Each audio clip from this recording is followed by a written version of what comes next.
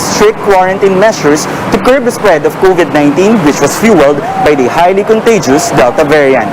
The unemployment rate in August rose to 8.1% compared to 6.9% in July. Metro Manila, the country's main economic hub, was under general community quarantine with heightened restrictions towards the end of July and shifted to enhanced community quarantine in August. The sample size for the August labor force survey was also smaller compared to June and July due to COVID-19 restrictions and limitations. Pag mayroon talagang ECQ ang affected ay yung unemployment rate. So nakita natin ngayon na yung 8.1% na unemployment rate for the month of August, malaki ang impact ng ECQ dito, particularly yung National Capital Region.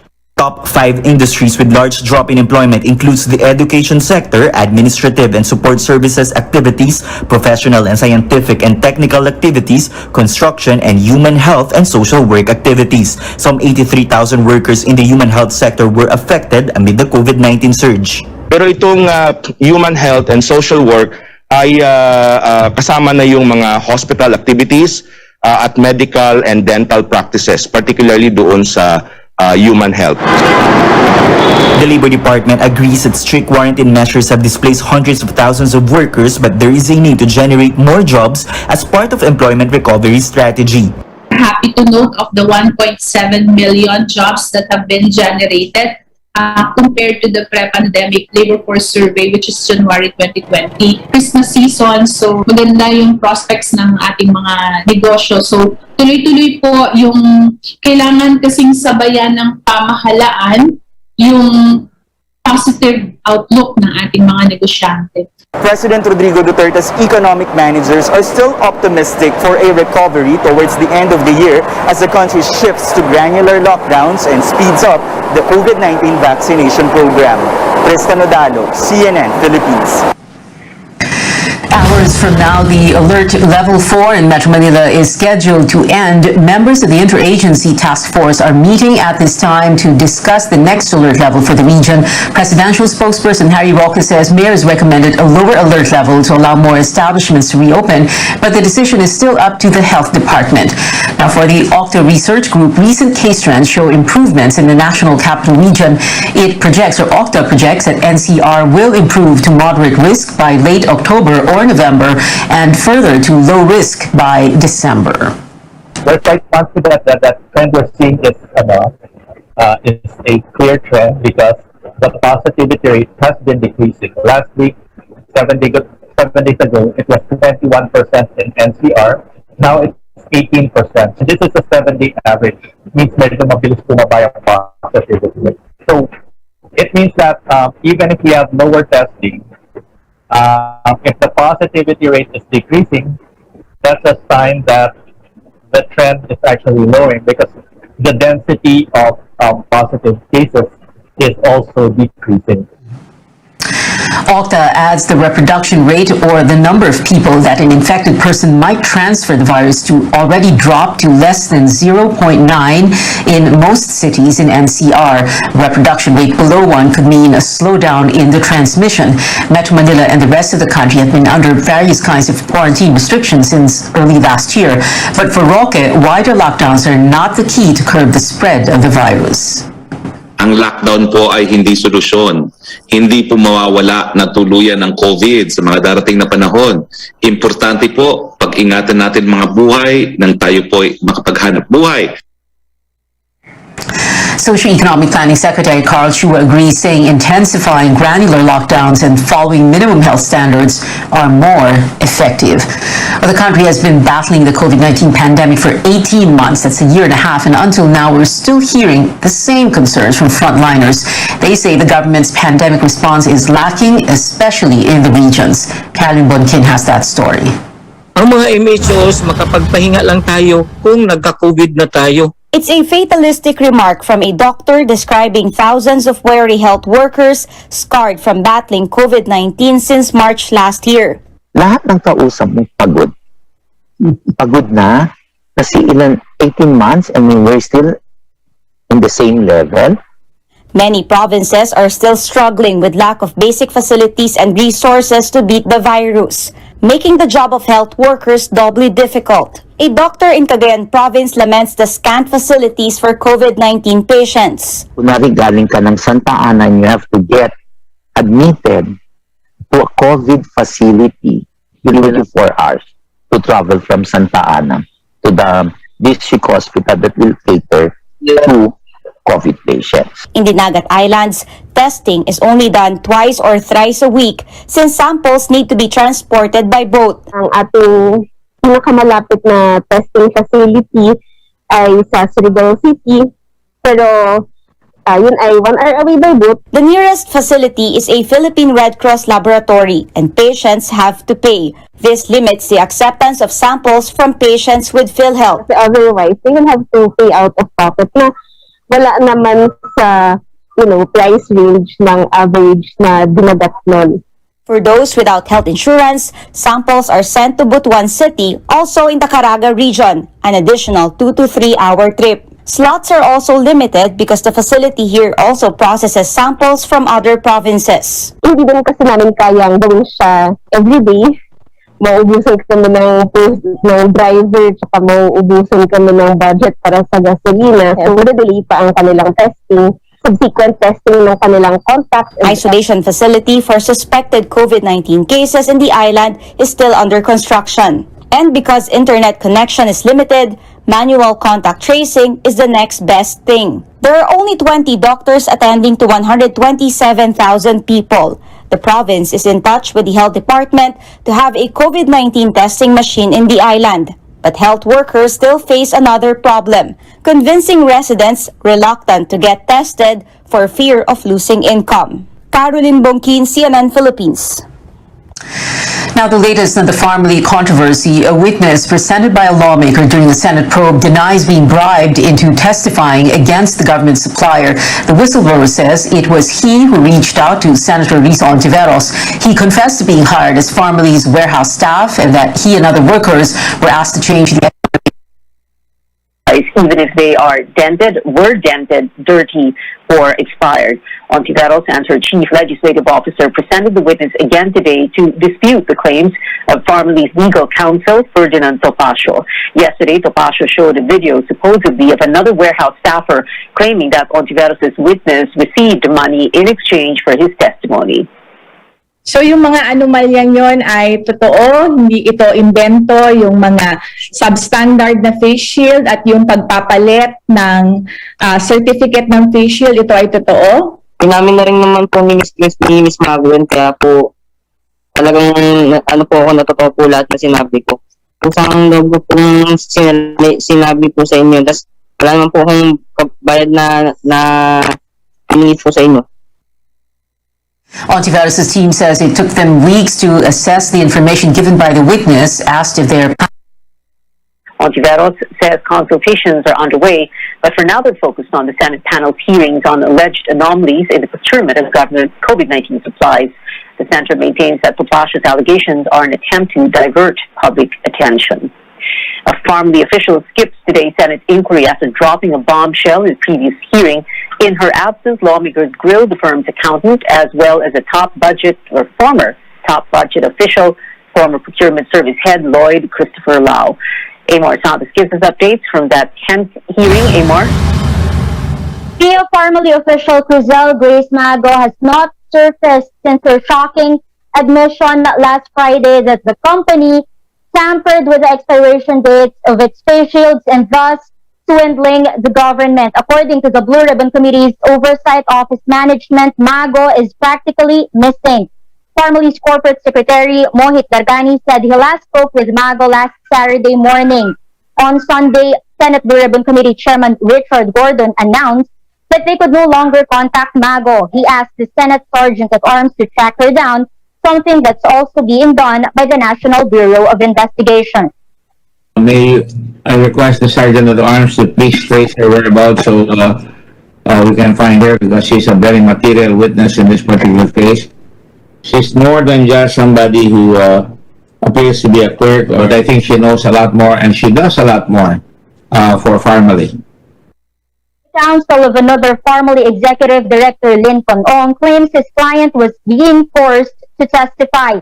He's under Senate custody for allegedly lying in previous hearings. Another resource person, formerly Biological's Rose Lynn, excused herself for medical reasons. During the hearing, Senate Minority Leader Franklin Drilon again quizzed accountant Iluminada Sabial about Formally's financial records, including over 7 billion pesos in sales and 33 million pesos in donations to various government entities in 2020. Sabial said she was paid 4,000 pesos to sign the financial statement, basing it on a mere list because Formally refused to give supporting documents. Gordon ordered the issuance of a subpoena for Formally's chief accountant. Meanwhile, lawmakers again grilled resigned Undersecretary Lloyd Christopher Lau, then head of the Budget Department's Procurement Service, for using the suggested retail prices basis for the wholesale purchase of COVID-19 supplies. Lau had caught the ire of lawmakers during previous hearings, and it was no different this time. Mr. Lau, are you smirking? Are you smirking, Mr. Lau? I'm smiling, Mr. Chairman. So what's funny? What's funny? Why is it funny? Yeah, if I find it humorous, Mr. Chairman. It is not humorous when you overprice, Mr. Lau. It is not humorous when people are dying because of substandard materials, particularly. People are dying, that's why we procured it for them. Yeah, you procured it substandard for them. Gordon also reprimanded Lau for raising his voice in an interpellation by Senator Risa Ontiveros, reminding him that he has no immunity in the Senate despite the support he has been receiving from President Duterte, no less. Back to you. Amor, let's go back to Crizel Mago. Didn't she make an official statement saying that she needed time to think, but that she was willing to cooperate with the probe? That's right, Pia, but as far as the Senate Blue Ribbon Committee is concerned, Mago is missing because she has not made any form of communication with them, not an email, not a response to text messages or to phone calls. And Gordon also said it's difficult to verify if the official statement really came from Mago. Now, yesterday, CNN Philippines received a phone call and it was from an unknown number. The person identified herself as Crizel Grace Mago, saying she was confirming that the official statement came from her, but then she refused to answer any questions from us. Yeah. Amor Santos there reporting. Still ahead on Newsnight, an opposition coalition endorses Vice President Leni Robredo as its standard bearer for the elections. Find out what Robredo has to say. And an up-close conversation with Jinggoy Estrada, who is running for the Senate next year. He joins us live here on CNN Philippines. Stay tuned.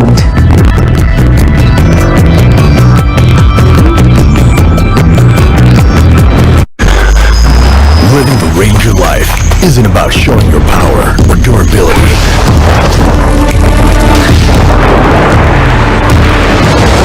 It's about having the ability to push forward with inner strength to carve your own path, even when the path is not clear.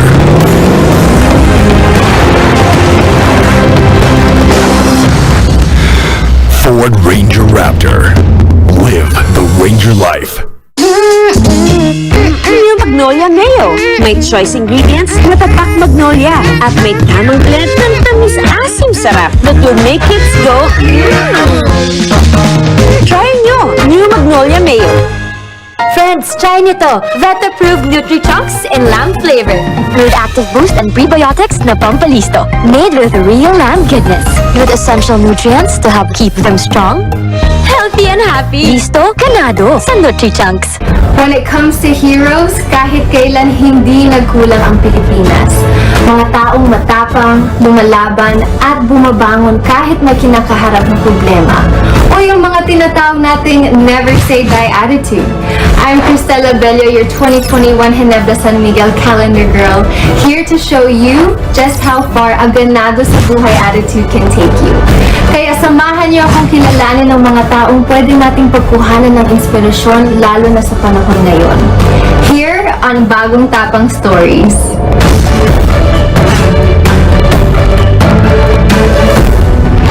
Help comes at at the most unexpected time from the most unexpected places. And for filmmaker Peter Polillo, it came when he and his wife were struggling to survive during the pandemic. Dati, sunod-sunod ang pag-shoot ng commercials, wedding videos, at iba pa.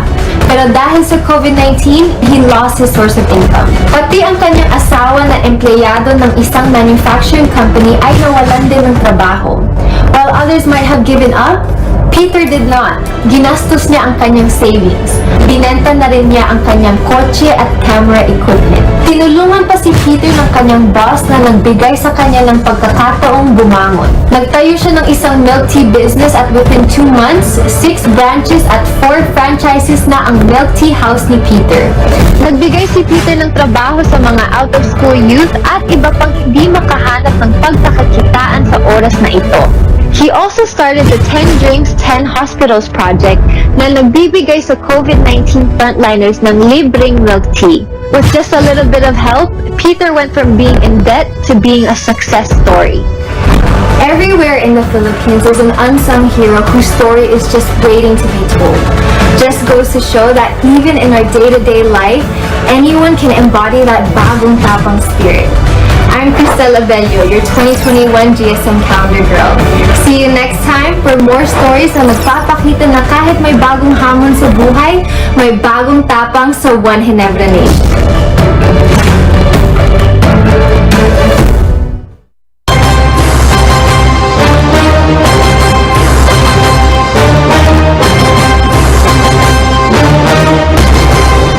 Welcome back to Newsnight, where we go above and beyond the headlines. In less than 24 hours, election fever begins.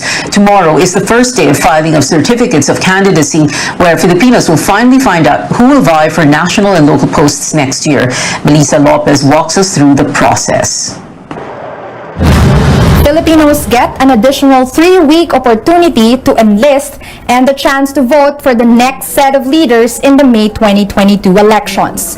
Poll commissioners unanimously decided Wednesday that voter registration will resume from October 11th until the 30th. Voters may line up at COMELEC offices or mall registration desks until Thursday, September 30th. A week-long break will give way for district offices to receive the certificates of candidacy of politicians looking to join the 2022 race. Applications for first-time voters, transfer of districts, and reactivation will be accepted Mondays to Fridays from 8 in the morning until 5 p.m. COMELEC offices will only offer Saturday processing on October 30th, the last day of registration. Spokesman James Jimenez says the relatively shorter registration hours are more than enough to accommodate those trying to beat the deadline. Filipinos abroad are also given more time to sign up to vote next year. Registration activities in foreign posts will continue until October 14th. As with any planning, talagang may allowance talaga yan. Basically, what this means is we're gonna dip into that slack time. To do this for the benefit of the people who are asking for it, no? The public clamor, again, is really very loud. The House and Senate have passed bills that would mandate COMELEC to grant a 1-month reprieve for last-minute registrants.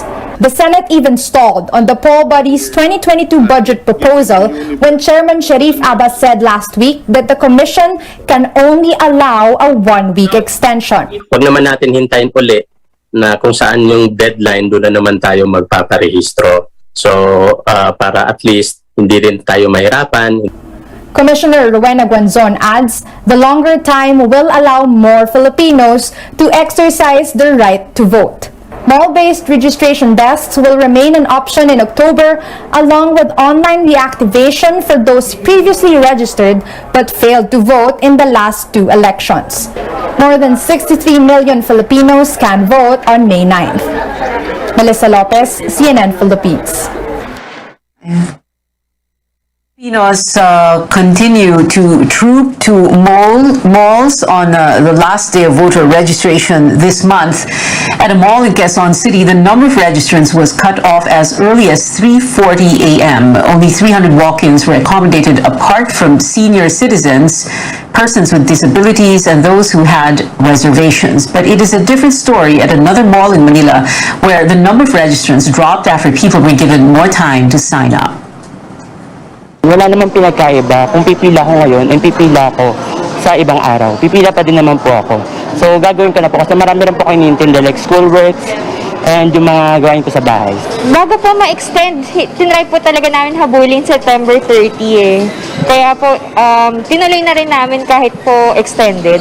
It's time na po na bumoto na ako kasi po nakakaloka po yung mga nangyayari dito ngayon, lalo na for healthcare workers.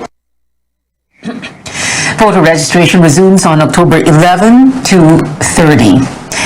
Opposition coalition Isang Bayan is fielding Vice President Leni Robredo as its presidential bet. Now the question is, will she even run for the highest post? Our Angelo Mario has the details. After a long search, Isang Bayan chooses Vice President Leni Robredo as its standard bearer for 2022. Robredo, the coalition believes, is the best candidate to fight plunder and dictatorship. Isang Bayan conveners screened aspirants based on their track record, integrity, competence, and winnability. But why Robredo, who's lagging behind survey results? Isang Bayan convener, retired Justice Antonio Carpio, insists historically those who are leading in surveys early eventually lost.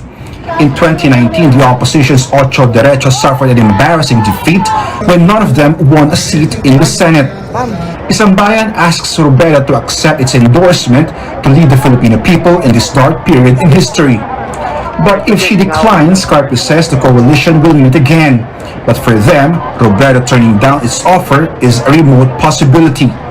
Until now, Robredo's 2022 plans remain unclear. Among her options, run for president, seek re-election, or lead Camarines Sur as governor.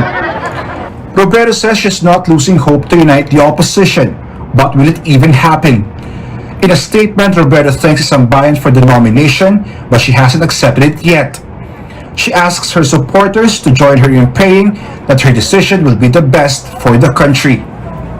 Carpio says Vice President Leni Robredo is in Bicol now, but her office has yet to confirm it. Isang Bayan and her supporters are waiting for her decision if she'll take the fight to Malacanang. Anjo Olimario, CNN Philippines. Still ahead on Newsline, hopefuls for national posts will converge at a hotel in Pasay City during the week-long filing of candidacies. Get a preview of what to expect there. And Jinggoy Estrada will again try his luck for a Senate seat next year after failing in the 2019 race. We'll get up close with him live.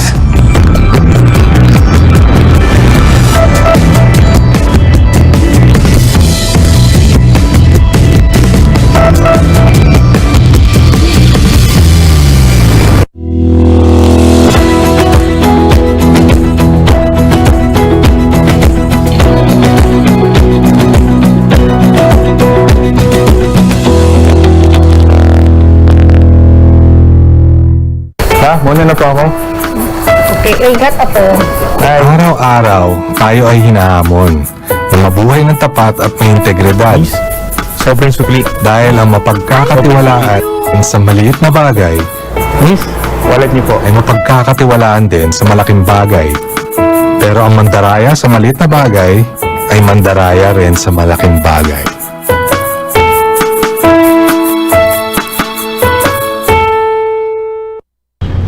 Simula sa isang pangarap. Ako na po, ma'am. Ika'y tutulungang ibahin ang buhay na nakasanayan. Naka 24 months ka na sa pag-ibig. Panghulog na ako sa motor.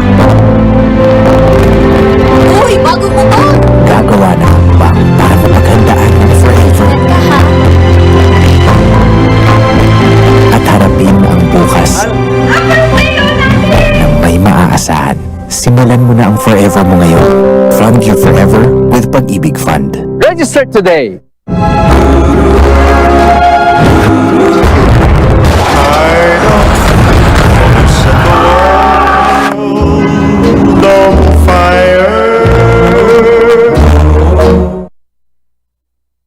Gumagaan ang inuman pag sandiglan. Kumusta? Ako, stressed sa work, kaya ini-imagine ko nasa beach ako. Tapos ng mabigat na araw, mag-inuman with friends and sandiglan. Ulitin natin to. Ang alin? Imagine? Hindi, mag-inuman! Amid the darkness, look on the bright side. As the battle against COVID-19 continues, the fight for proper nutrition grows as more and more families lack access to healthy food. Knorr is no stranger to these health challenges. For over 2 decades, the food brand has championed proper nutrition for every Filipino and continue to do so, especially during these troubling times. Knorr has an important role to play in addressing the problem of malnutrition. Given our reach and our portfolio of nutritious and delicious products, we are in a position to make a real difference. Apart from educating moms and partnering with different organizations, Knorr has also remained true to its passion for good food by continually improving on their products to provide essential nutrients that will benefit the families that use them. From its Knorr Sinigang sa Sampalok Mix Original that now contains vitamin C, to the popular Knorr Broth Cubes that are now also a source of iron. Knorr's continuing innovation for positive nutrition is part of the Unilever Sustainable Living Plan. The company's mission is to provide a positive social impact in the markets where it operates. For more information, consumers can visit Knorr's website or follow Knorr Philippines on Facebook and YouTube. I'm Sam Tadwani, CNN Philippines.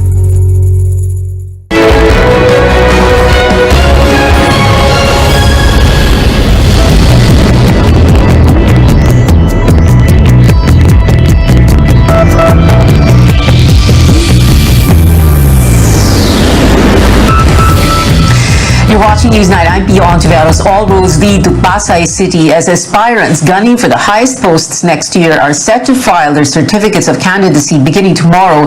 Ahead of the busy day, the Commission on Elections says stringent protocols will be implemented at the Sofitel tent. Our Melissa Lopez returns. This red carpet at Hotel Sofitel in Pasay City is ready to welcome aspiring candidates for the 2022 polls. We're pretty confident, no, that we're going to be ready for first thing tomorrow. I would say we're about 90% ready. To get here, a politician and his team of 3 must go through one-way traffic at the CCP complex. Access is limited to aspirants, their companions, Comelec officials, and the media. A negative antigen test is required upon entry, which may be done in private laboratories or in swab tents at the hotel. The filing section is divided into 3 areas. One for presidential and vice presidential bets, the next for senators, and the last for party list groups. These seats behind me serve as a waiting area and marker for physical distancing. Security is tight, with 3,000 police and military personnel deployed in and around Sofitel. Actually, yung mga magrarally, legally speaking, bawal po yan. Kasi nasa alert level 4 pa po tayo. We will just exercise maximum tolerance.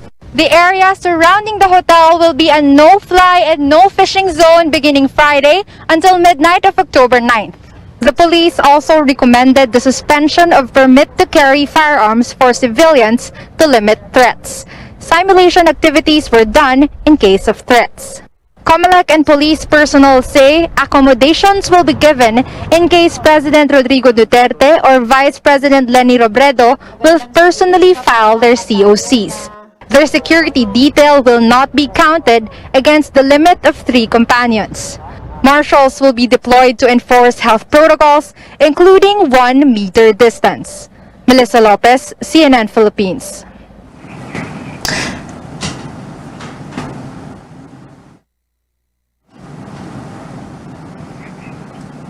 Former Senator Jinggoy Estrada has officially announced he will be seeking a return to the Senate in the 2022 elections. Estrada served 2 terms as senator from 2004 to 2016, the last 2 years of which were spent in jail because of plunder charges in connection with a multi-billion peso pork barrel scam. He was released on bail in 2017, but his plunder case remains pending. Jinggoy's half-brother, former Senator J.B. Ejercito, also earlier confirmed he will be running for senator again next year. Now, both vied for a seat in 2019, like we said, but failed to make it to the top 12. Now let's get up close with former Senator Jinggoy Estrada himself. Good evening, Senator Jinggoy, and welcome to Newsnight and to Up Close. Alam niyo po, 2 weeks ago lang, andito po yung kapatid niyo, si JV. Yeah, I heard that he's also running for the Senate, and I saw on Facebook that already declared that he was interested also in running for the Senate.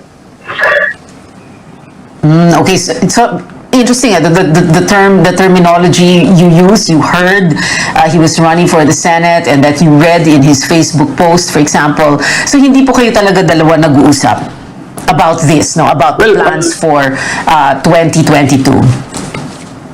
Well, I must admit that we talked last month and face to face, Pia. And he was seriously considering running first here in San Juan, and he told me to give him a week to decide. And after which, after 1 week, through a mutual friend, our mutual friend called me up and informed me that he's going to run for the Senate again. He wanted to run in San Juan for what? For mayor or for Congress? Well, he was considering running for a seat in Congress here in San Juan. But unfortunately, after a week, he informed one of his friends, some mutual friends, that he changed his mind and he was running for the Senate. Interesting also, Senator Jingo, you say that you met face-to-face. Was this a meeting that you planned, you asked to see each other, or was this an accidental meeting when, you had to get together, I guess, to talk about your dad, no? Well, it was a planned meeting organized by a mutual friend, actually. And the meeting was held here in San Juan. I see. Okay. Well, speaking of your brother, the last time both you and JV ran for the Senate in 2019, like we already said in the introduction, medyo laglag kayong dalawa eh. Nag-number 13 si JV, nag-number 15 po kayo. Who's to say that will not happen again? Well, I hope that won't happen again. I'm hoping and praying that won't happen again. My appeal only to JV, wag nang magsisiraan, wag nang magpapayawan. Let's just concentrate on what we can do for our country. I-promote natin yung sarili-sarili natin advocacy sa public, and let the people decide. Ako naman, as an older brother, I also want him to win, and I also want myself to win also, para mas marami kami matulungan.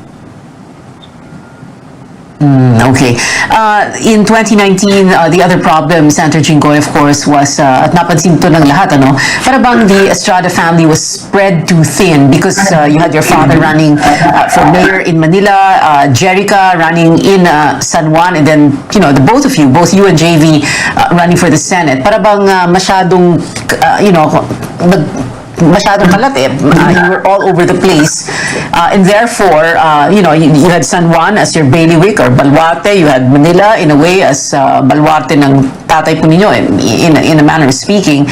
And then there were 4 of you running and nawala lahat.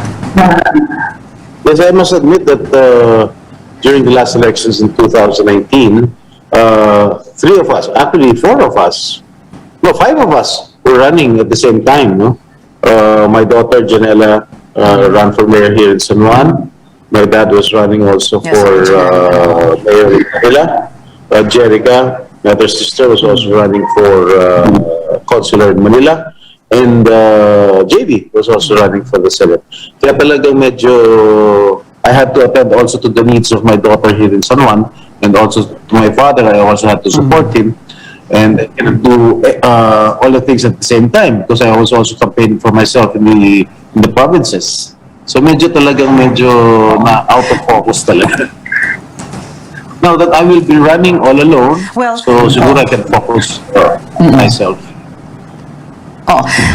PMP, of course, is your father's party. In 2019, medyo involved pa siya sa usapan ng pamilya as to who would run where and saan mapupunta yung suporta, etc. But itong 2022 elections, itong pagtakbo ninyo ni JV, did you consult your father or he has no more say sa mga plano ninyo ni JV dahil, well, matatanda na kayo, you're both adults, you can make decisions for yourselves? You're coming in garbled. I really can't understand the question. becoming real garbled. Okay, sorry.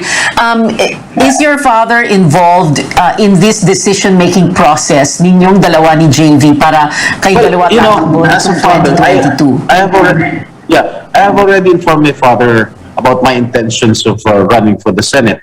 And I also informed my father that Senator JV has also is interested in running also for the Senate.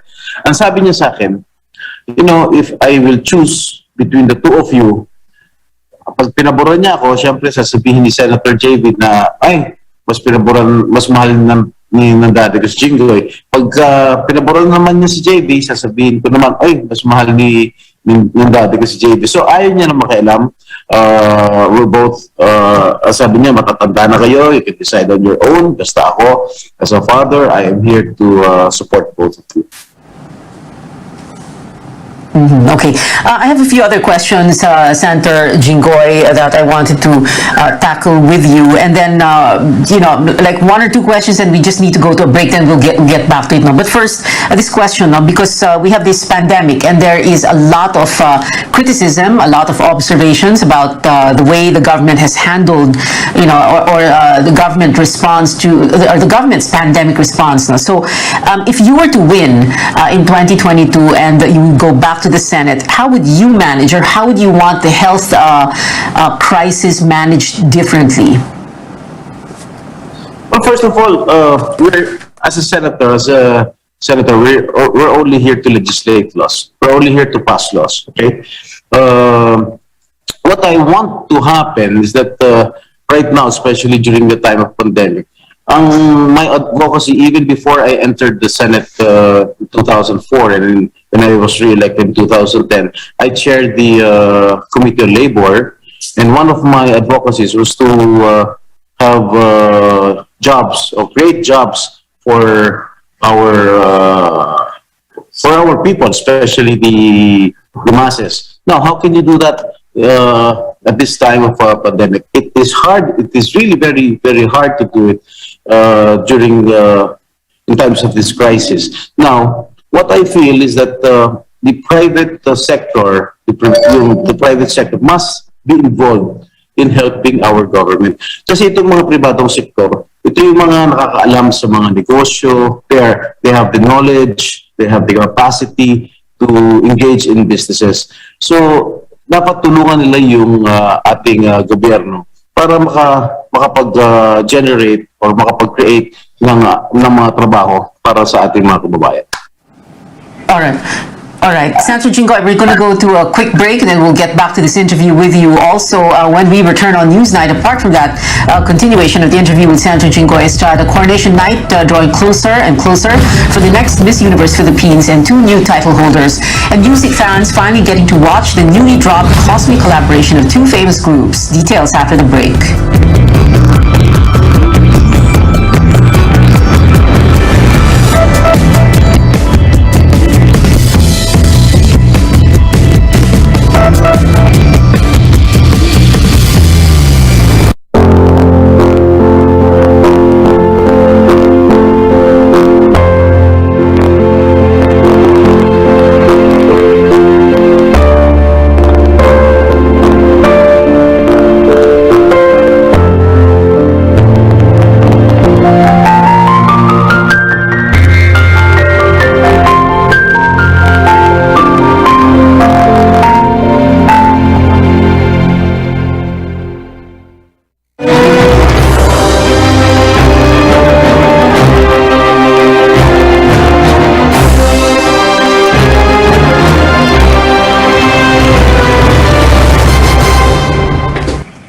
Welcome back to CNN Philippines. You're still watching this Up Close segment with former Senator Jinggoy Estrada. Senator Jinggoy, very quickly, I wanted to ask you, will you adopt an ironclad, no-nonsense drug policy? Or another way to say this is, did the drug war solve the drug problem, and is that the same thing you want to see in the next administration?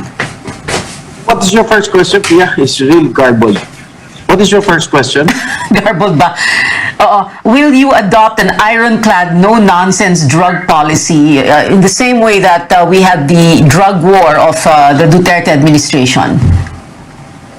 So? So what is your question?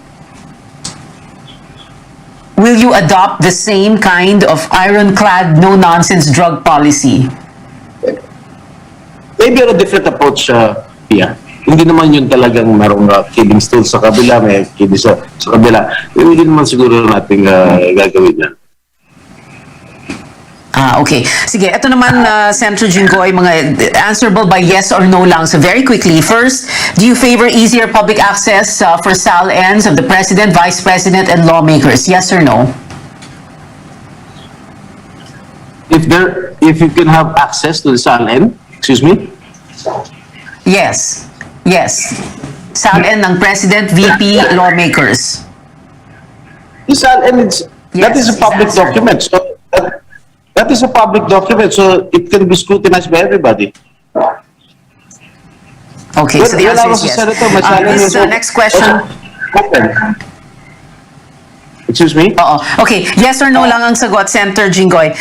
Do you support lifting foreign ownership limits in the Constitution? Yes or no? Foreign ownership? Yes. Yes. Okay. Do you favor the reimposition of the death penalty for drug-related cases? Yes or no? Yes. Should the sitting president be allowed to run for vice president? And we ask this question because President Duterte is supposed to be running for VP. Yes or no? If there is no prohibition in the Constitution, who am I? Yes, of course. There is no prohibition in the Constitution that prohibits the president to run for vice president. Okay, and yes or no, do you favor the resumption of peace talks with communist rebels? Do I? Excuse me? Do you favor the resumption of peace talks with communist rebels? Yes. Yes. Definitely. Okay. And my final question, Senator Jinggoy, because we've run out of time, who will your presidential candidate be? Sino kaya? Is it going to be, well, of course, depende no, kung tatakbo talaga sila. Sara, Bongbong, Isko, Manny, Grace, Lenny, Ping, Alan, etc. I'm reading from the list of the surveys that have come out very recently. You're asking me who is my presidential candidate? Candidate, yes. Well, I'll just reserve my answer. Senator Jinggoy Estrada, thank you very much for joining us here on Up Close on Newsnight. Salamat po, sir. One of the biggest pageant stages in the country is set, and we're very close to finding out the next woman who's going to wear the Miss Universe Philippines crown. Coronation night will begin at 7 p.m. Later, that's in about 15 minutes from now, at Panglao, Bohol, with a physical audience limited to 100. That will be available for paid streaming on ktx.ph. Out of 28 candidates, one will represent the country in Israel for the international competition in December. But this year, there are more chances of winning among the delegates. The pageant organizer announced that contestants can claim 2 new crowns, Miss Universe Philippines Tourism and Miss Universe Philippines Charity. Miss Universe Philippines Tourism is expected to step in if the main title holder cannot fulfill her duties. And on Instagram, the reigning queen bids farewell to the throne. Miss Universe Philippines 2020, Rabia Mateo, posted a message of gratitude to the nation yesterday. And before we go, Coldplay and BTS took fans to another world in their newly released music video for My Universe. The outer space themed production featured the two banding together with an alien group to make music in a galaxy where it is forbidden, with a concluding message that read, "We are all one in the universe." The upbeat music video reflects unity among these two bands that come from different nations.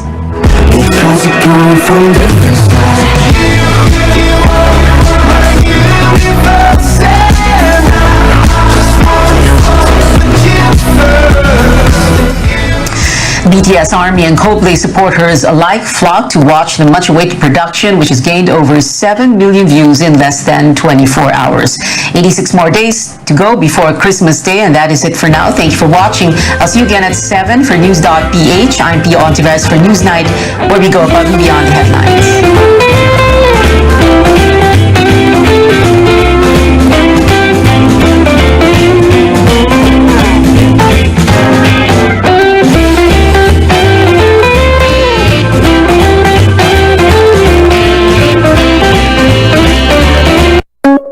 program is brought to you by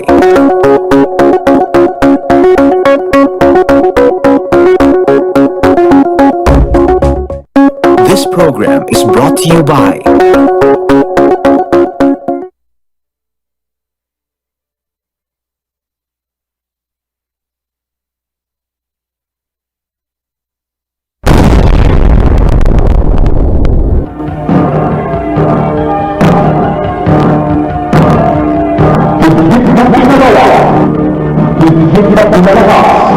Sumasayo ang LPN Radyo Ronda. LPN DYKB Radyo Ronda Bacolod. LPN Branches Nationwide. Patungo sa paglilingkod sa bayang Pilipino. DYKB Bacolod. Mas pinalawak, mas pinalakas, pinalakas. DYKB Radio Ronda.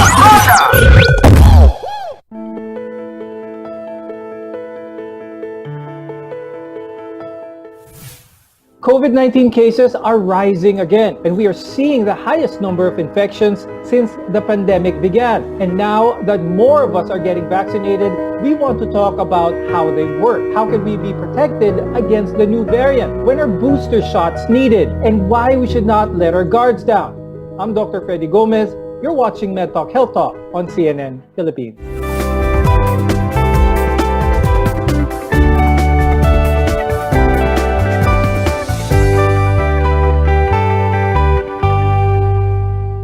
Since the first outbreak of the coronavirus in 2019, experts were working tirelessly to come up with vaccines to combat it. And each of them went through rigorous testing to ensure their quality, safety, and efficacy. Today, there are 9 COVID-19 vaccines approved for use in the country. Let's welcome our guests for today. With us is Dr. Mark Edsel Ayes. He's the Clinical Genomics Laboratory Head at the Philippine Genome Center. We're also joined by Dr. Adrian Buensolido. He's the chairman of the Infection Prevention and Control Committee of the Asian Hospital and Medical Center. I'll start first with Dr. Adrian. We often hear of efficacy numbers, but what do they actually mean? Efficacy just means how good a vaccine is at preventing disease. For example, in COVID, uniformly, all our vaccines are very good or efficacious, at preventing severe and critical disease. So I'd like to ask Dr. Ed, in general, the higher the efficacy rate, the better a vaccine is. But is that still true? Does that still hold true with all the variants that are here today? Efficacy, as Dr. Buensolido mentioned, that's what you see in the clinical trials. And clinical trials are designed in such a way that you eliminate biases or yung mga tinatawag na observations that can actually cloud your judgment, yung can make your conclusion a bit wrong. So in clinical trials, you have very selected populations. And when you say 95% efficacious, that just means that in that population you observed, you were able to lower the incidence of the disease that you're trying to prevent by as much as 95%. What is basically the difference between efficacy rates and effectiveness of a vaccine? Efficacy is what we do in the trials. So that's sort of like the kumbaga before your pre-test, no, bago na lahat. Kasi syempre, gusto mo bago mo isubok yung dapat tested na. Effectiveness is now what's going on, no, in real life, yung practical application basically. So that will be usually it's a bit lower than the efficacy as seen in clinical trials. The World Health Organization recommends at least an efficacy of 50% before it can be deployed in populations. And for this reason, all of the current vaccines, they're well above the 50% recommended. And as far as the current data shows, they're performing very well naman at preventing severe disease. Let's talk about how these numbers are affected by the more aggressive Delta variant. Why are we having this sort of situation right now in our country when a lot of people are getting vaccinated and such, but we're still seeing high numbers of infectiveness, hospitalization, and everything? Why is that happening? Now you might wonder, we're getting vaccinated. Unfortunately, this outbreak is occurring at the same time that we are trying to vaccinate our populations. So, it's very tempting to make that conclusion na we're vaccinating pero ang dami pa ring nahahawa. But you have to put it into context. When the Delta variant started entering and there were many cases being detected, we had only just breached 10% of our population that had been fully vaccinated. So to blame the infections on vaccines that are not working is actually missing the point. We have still to vaccinate a large number of people in order for it to see the effects of it protecting the people. Dr. Adrian, paliwanag natin ito na mabuti. Bakit hindi effective kapag isang dose lang at dapat kumpletuhin? Ang bakuna kasi, it really just it trains our immune system. It allows our soldiers, to recognize the virus before the body even is encountering the virus, so that when it finally encounters, hopefully not, but finally when it encounters the virus, in real life, the soldiers will be able to recognize the virus and attack it early on, and hopefully prevent a disease from happening or from occurring. So why is the second dose administered almost at sometimes a month, sometimes even longer after the first one is given? What can you say to those people? How can we encourage them to complete those doses? We just have to tell people that one dose is not enough. We have to understand that the design of these vaccines is you get the maximum protection from it if you get the 2 doses. Dr. Adrian, how about the side effects? How about a lot of people are worried they don't want to get the vaccine because of the side effects? All of the vaccines are actually pretty safe, And if there's one number, let's really all of them are less than 1% in terms of having serious bad effects, serious adverse effects, Of course, we have to differentiate yung adverse effects from reactogenicity symptoms. We mentioned training. When the soldiers in our body, our immune system starts training, many times we might feel them starting to train, Siyempre, gumagalaw yan. Ang mga sundalo, pag nagsisimula mag-training, gumagalaw. And therefore, there are reactogenicity symptoms which are expected symptoms. Yung mga talagang alam natin na talagang pwede talagang mangyari, pero hindi masama, And what are these? Fever, pain, weakness, So sometimes a little bit of chills, so body aches, These are just, symptoms that are telling us, our immune system, it's now working, it's now training for the battle later on. No COVID-19 vaccine offers perfect protection, but they're effective in preventing severe COVID and even death. When we return, we'll talk more about how antibodies work. Stay with us here on MedTalk Health Talk. You're watching CNN Philippines.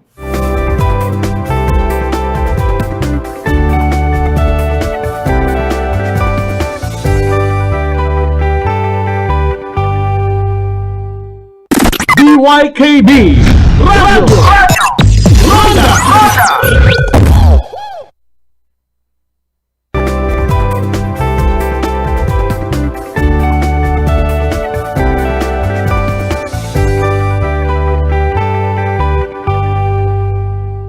The COVID-19 vaccines are a safe and effective way to protect against the virus. They work by allowing our immune system to produce antibodies to fight future infections. And while they each use different technologies to do this, they aim to achieve the same goal, which is basically to end the COVID-19 pandemic. I'm Dr. Freddy Gomez, and welcome back to MedTalk Health Talk. We're your partner in healthcare. Is antibodies the be-all and end-all when it comes to fighting COVID-19? Or are there other factors in someone's immune system that can contribute to the fight? A lot of people are hearing about antibodies, and they tend to, and you might have seen studies where they say, oh, the antibodies have gone down in this vaccine, it's not as effective. No, not necessarily. Your immune system is smart in that it also has a lot of other factors, a lot of other players. Antibodies, I like to call them like your missiles or your drones, because they can do things from afar. No, they don't. They're created by what's called your plasma cells, and then they'll fire it, and then if it finds the enemy, it will literally search and destroy. Now that's the idea of how antibodies work. But there are other methods, and even if you like your military analogies, hindi lang nananalo yung giyera sa mga drone lang. So you also have ground troops, and we call these T cells, no? There are very different types of T cells, but some of them are designed to be able to know the enemy, which is also something that your immune system can do thanks to the vaccines. What would a practical way to advise our viewers when it comes to trusting the vaccine was effective when they were given to them? I would say you would know a vaccine is effective if, one, you don't get sick. And number two, if you do get sick, that it's not that severe. You don't end up having to go to the hospital. These vaccines are very sophisticated. They're manufactured in very stringent setups that it's not hindi yan basta-basta. So they have to pass through a lot of safety net. And that's the reason why it takes quite a while to have them approved, no? But as far as all of the vaccines that have been approved for use for emergency use authorization, they have met all of these requirements. So I would say that people would really have to trust in our health agencies and also the WHO and the CDC for their guidance with regard to the safety and efficacy of these vaccines. If you are fully vaccinated and you do get COVID-19, your symptoms would be shortened, or you may not even feel symptoms at all. That's why a lot of people now think that those who are fully vaccinated and get infected, are they still as contagious? Are they still as infectious as someone who has not been vaccinated? Dr. Adrian, can you answer that one? If you get vaccinated, don't think that you're already invulnerable, that you won't be hit by COVID already. At this time, especially with the Delta variant that is more infectious than the original virus, we still need to maintain our masks, our face shields, our hand hygiene, everything.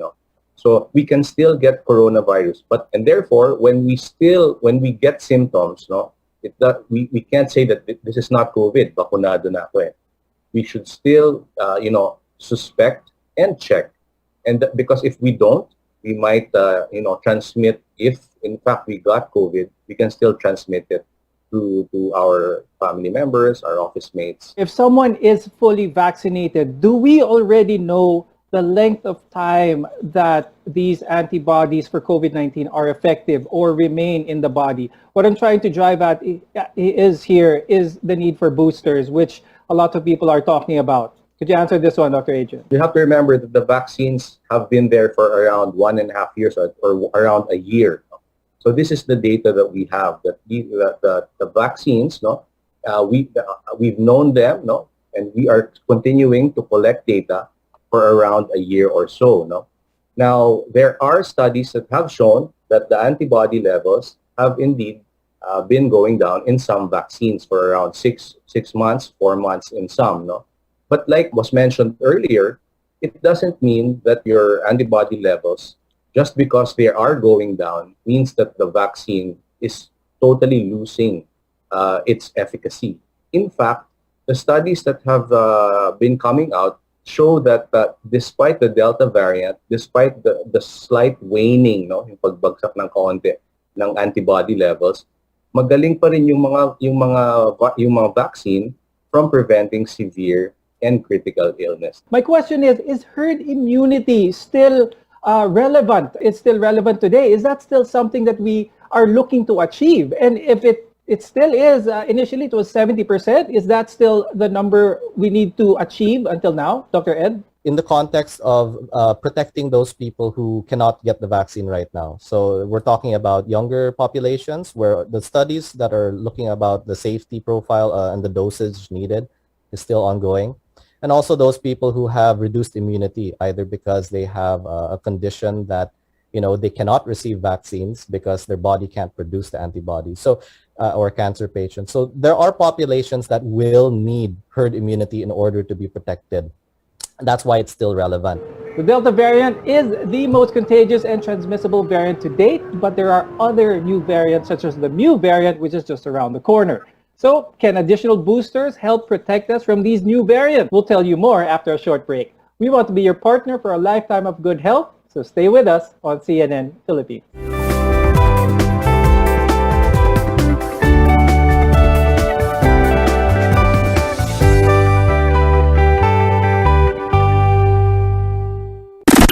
YKB Radio